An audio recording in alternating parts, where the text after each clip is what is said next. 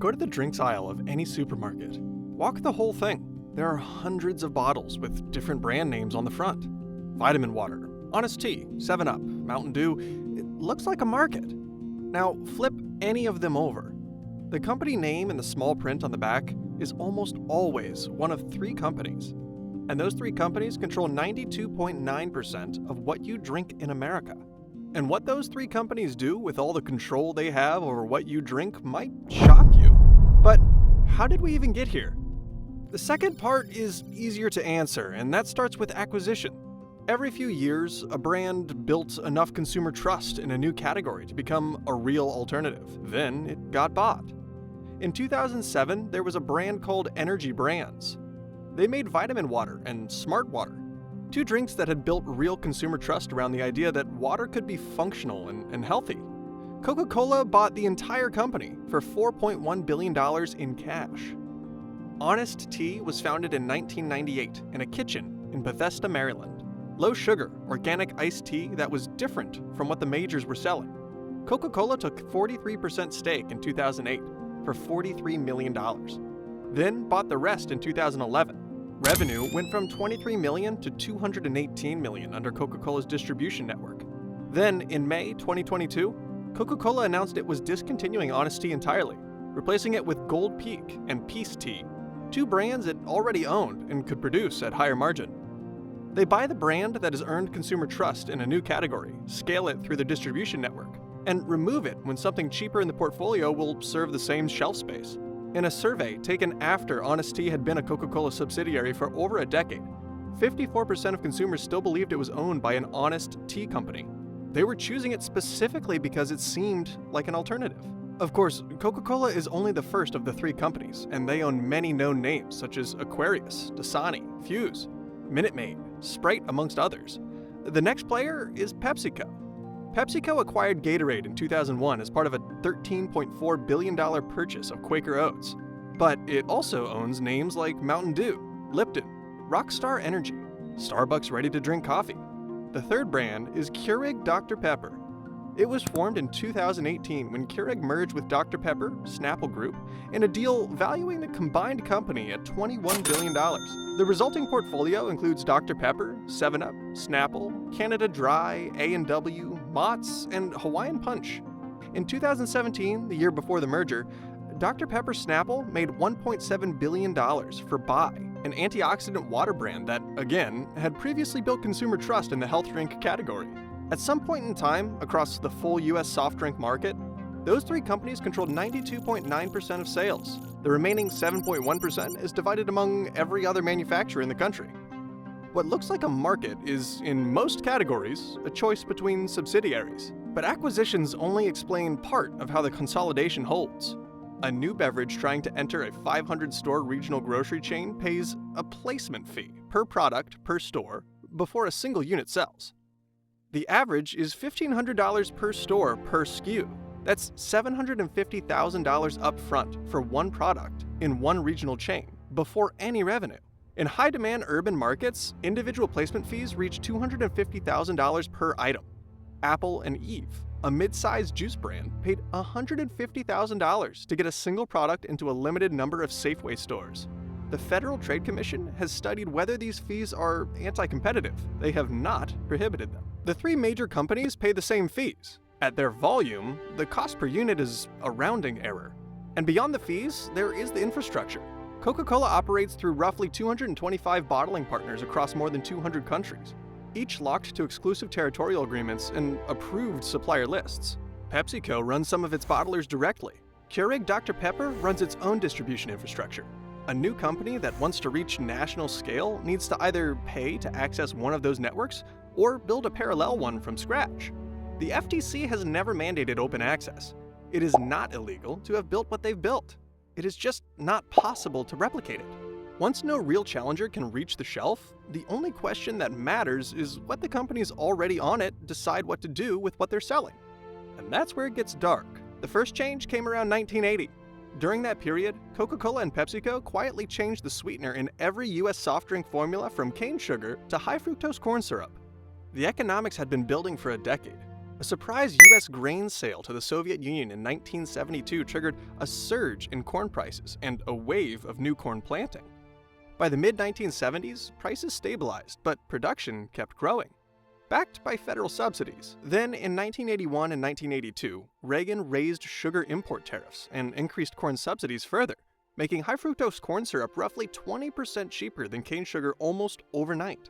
U.S. high-fructose corn syrup production went from 2.2 million tons in 1980 to 9.5 million tons at peak in 1999.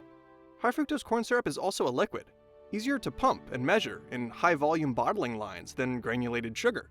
The switch made sense on every metric a publicly traded company measures. What was not measured, because it was not yet known, was the long-term metabolic effects of high-fructose corn syrup consumption across the entire population.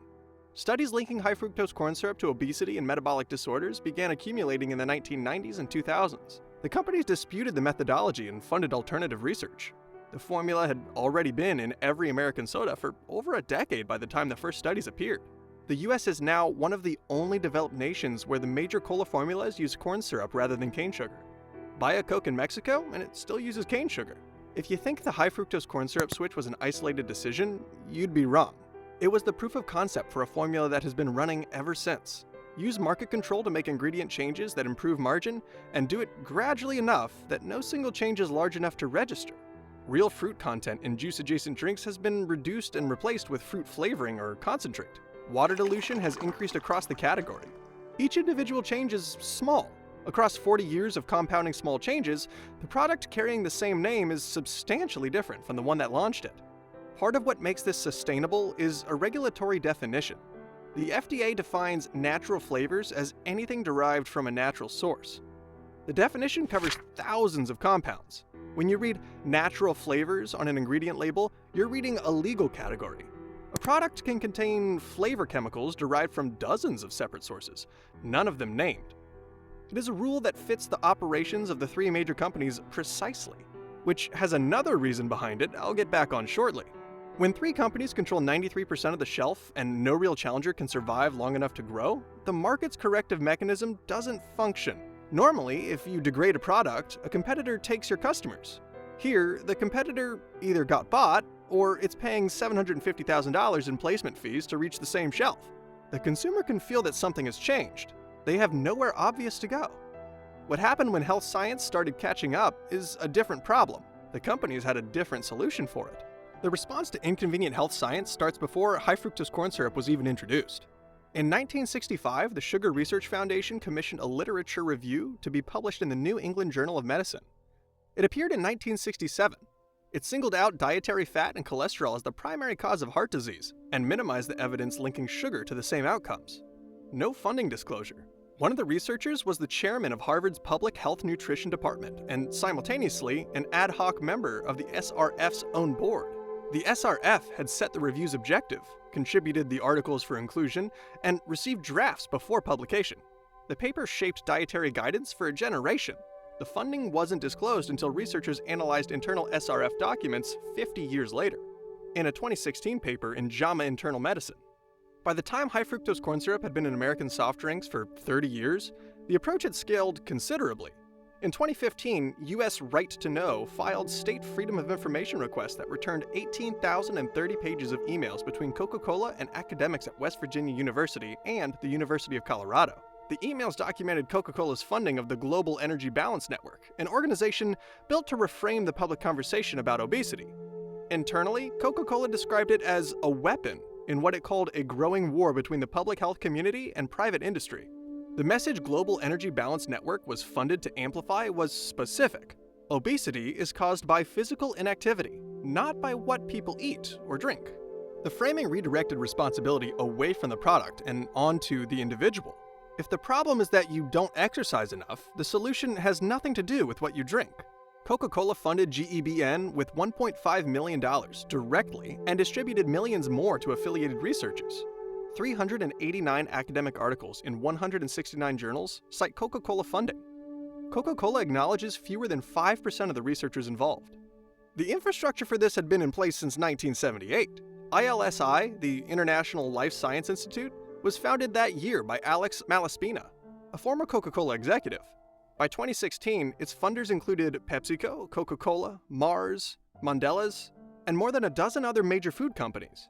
Peer-reviewed research published in the Journal of Health Politics, Policy, and Law documents how Coca-Cola used ILSI to embed an exercise-over-diet framing into Chinese national health policy from 1995 to 2015, shaping official government guidelines for a population of 1.4 billion people. NPR described the industry's broader approach plainly.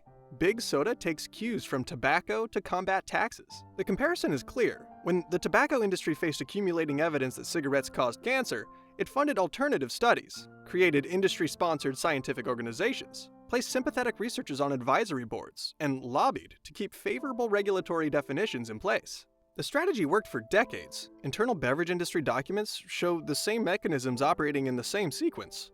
Earlier internal awareness of health risks, deliberate manufacture of scientific uncertainty, and alternative research funded and positioned to counter independent findings. The awareness came early. The public acknowledgement came much later. What the science couldn't be made to say, the lobbying machine was used to contain. The lobbying arithmetic is straightforward. Since Berkeley became the first U.S. city to pass a soda tax in 2014, the beverage industry has spent $37.7 million fighting soda taxes nationally. The pro-tax side has spent $12 million. In 2018, the food and beverage industry spent $22.3 million on federal lobbying, more than the tobacco industry spent that same year. In Philadelphia, the American Beverage Association spent nearly $19 million fighting one city's tax over 3 years. In one local ballot election, the no side spent $2.8 million. The yes side spent under $100,000. In California in 2018, the beverage industry lobbied through the Keep Groceries Affordable Act, a statewide ban on local soda taxes until 2031. The price was withdrawing a separate ballot measure that would have made all California local tax increases harder to pass. A straightforward trade.